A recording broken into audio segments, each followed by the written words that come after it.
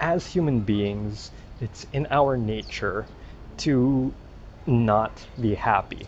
Right? We always complain about things like um, we complain when, in the Philippines we have two seasons. We have um, sunny and rainy season. And when it's sunny, we complain it's too hot. When it's rainy, we complain there's too much rain. If there was winter here, we'd complain that it was too cold. So we always complain about things. We're never happy.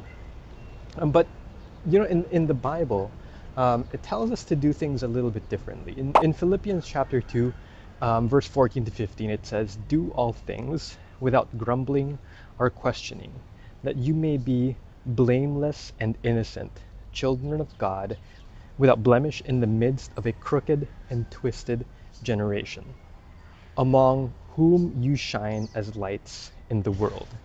So in this verse, it says that we should do things without grumbling, without questioning, without complaining. It Just to clarify here, the verse doesn't tell us or doesn't stop us from looking for better things. If you're working in corporate, that doesn't mean that you shouldn't look for a better life, that you shouldn't explore freelancing, right? But what it does say, what this verse does say, is that you should stop complaining and do your work. And if you're not happy, if you're not happy, don't grumble, don't question, don't complain, but rather do something about it. Do something about your situation if you're not happy about it. So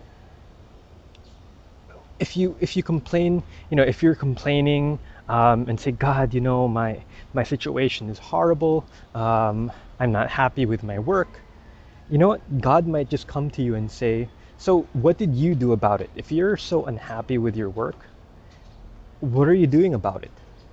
And that's what we should keep in mind. Even, when we pray, God sometimes might ask us, what are you doing about it? You're sitting here complaining, you're sitting here grumbling, you're sitting here questioning, but what are you doing about it? Right?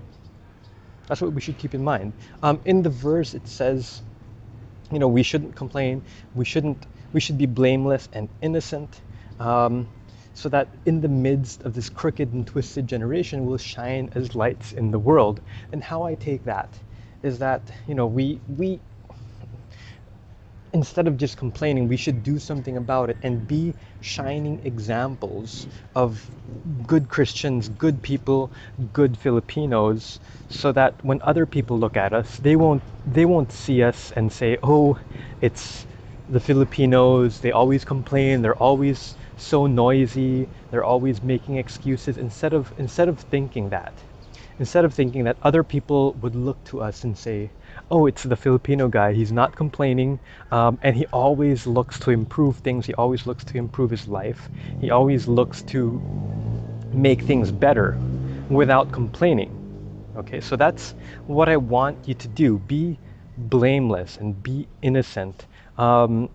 In this crooked and twisted generation, where, on Facebook, so many people are complaining, so many people are just saying negative things and bad things. Don't just don't complain, but make changes in your life. If things aren't going well, make changes in your life instead of complaining. Don't go on Facebook and post these negative things. And as we see in Philippians, like 2,000 years ago, it was already a crooked and twisted generation, and social media wasn't even available yet. So how much more now, if Jesus and the apostles saw how we have social media and people are always complaining? I wonder what they would say about our generation if they called the generation 2,000 years ago crooked and twisted. So I want you to be different, okay? Be different from what we see from our friends on Facebook. Be different from the people who are complaining, who are shouting, who are just saying negative things, who are bringing other people down. Be a positive force, and once again, don't grumble, don't question, don't complain, but make those positive changes in your life. Make your actions speak louder than your words. Okay, that's it for today. Go ahead And be blessed, Flip. I'll talk to you later.